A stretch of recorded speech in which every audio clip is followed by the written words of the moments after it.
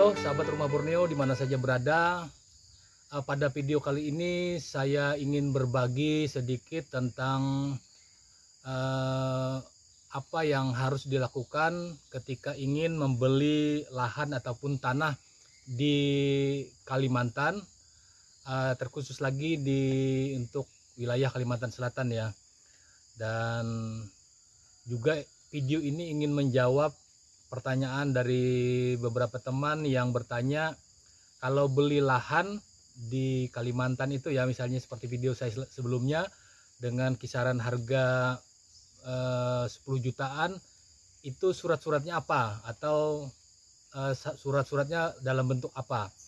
Baik teman-teman, jadi saya ingin menjawab pertanyaan itu. Yang pertama, jika kita ingin membeli lahan di Kalimantan, khususnya di daerah agak pedalaman ya, di pedesaan, maka teman-teman harus mengetahui bahwa umumnya transaksi jual beli tanah di, katakanlah di desa seperti ini, itu tanah yang dijual itu tidak ada surat menyuratnya teman-teman. Jadi kebanyakan tidak ada surat-suratnya ya.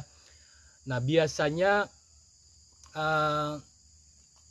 yang dilakukan itu adalah transaksi jual beli berdasarkan saling percaya.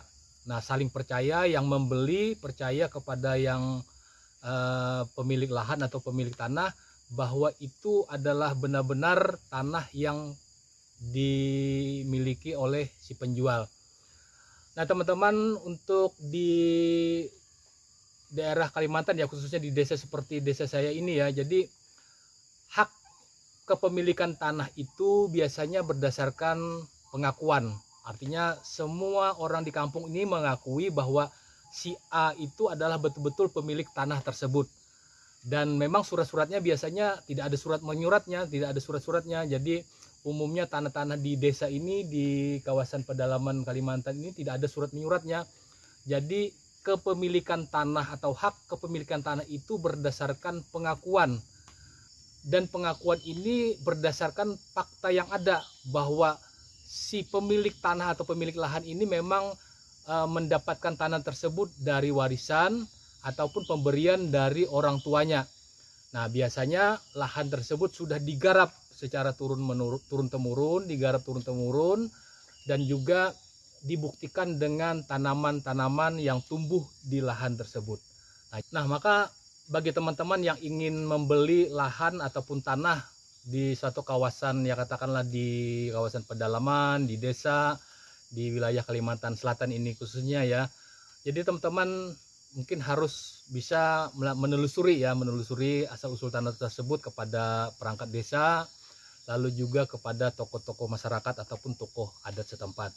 Nah, jadi teman-teman kalau memang yakin ingin membeli tanah tersebut, bisa menelusurinya kepada pihak perangkat desa dan tokoh-tokoh masyarakat. Dan biasanya mereka akan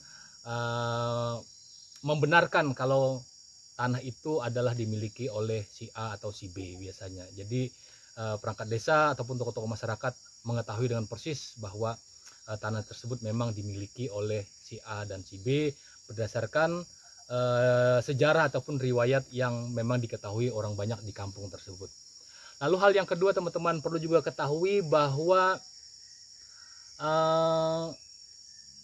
ada banyak lahan di Kalimantan, khususnya Kalimantan Selatan, di tempat tinggal saya ini ya. Ada lahan ataupun wilayah yang termasuk ke dalam hutan lindung. Nah, jadi ada kawasan, sebagian kawasan desa ya, yang di atasnya itu didiami atau didiami oleh penduduk ya. Jadi ada pemukiman di situ, ada kebun, ada lahan penduduk, tapi itu adalah termasuk kawasan hutan lindung. Nah, yang jadi masalah adalah ketika kebun penduduk atau kebun masyarakat di situ ya, ketika mau dijual kepada pihak lain atau dialihkan ke pihak lain dengan melalui proses jual beli dan lain sebagainya, maka ketika ingin dibikinkan surat menyurat, terlebih lagi untuk dibikinkan sertifikat, biasanya tidak bisa. Karena apa? Ketika ditelusuri di peta kawasan, maka kawasan tersebut termasuk dalam kawasan hutan lindung. dan pemerintah biasanya tidak akan menerbitkan sertifikat kepemilikan dalam bentuk sertifikat apabila lahan tersebut masuk kawasan hutan lindung. Nah, jadi demikian teman-teman yang perlu ketahui apabila kita ingin membeli lahan ataupun berinvestasi lahan di wilayah Kalimantan ya. Jadi biasanya tidak ada surat menyurat, maka ketika kita ingin membeli maka biasanya kesepakatan saling percaya. Namun setelah dibeli biasanya kita bisa mengurus surat menyurat. Yang pertama mungkin surat keterangan tanah dari desa ya. Lalu yang kedua juga perlu dicatat bahwa perlu ditelusuri apakah lahan atau tanah tersebut masuk kawasan hutan lindung atau tidak. Nah, walaupun secara de facto bahwa tanah tersebut adalah dimiliki secara pribadi, tapi secara hukum ketika kita ingin membikinkan sertifikatnya maka biasanya tidak bisa dibikinkan sertifikat. Karena apa? Karena kawasan tersebut masuk dalam kawasan hutan lindung. Nah, jadi inilah uniknya ya teman-teman di Kalimantan ini. Jadi ada wilayah ataupun sebagian desa, sebagian beberapa RT ya yang masuk di kawasan hutan lindung, tapi di situ sudah penduduk di situ tinggal jauh, bahkan sebelum Indonesia merdeka sudah ada tinggal turun-temurun di situ. Tapi dalam peta kawasan itu masuk kawasan hutan lindung. Demikian teman-teman video sederhana ini, mudah-mudahan dapat menjadi referensi ya bagi teman-teman yang ingin membeli lahan ataupun membeli tanah di wilayah Kalimantan, khususnya di seputaran wilayah Kalimantan Selatan.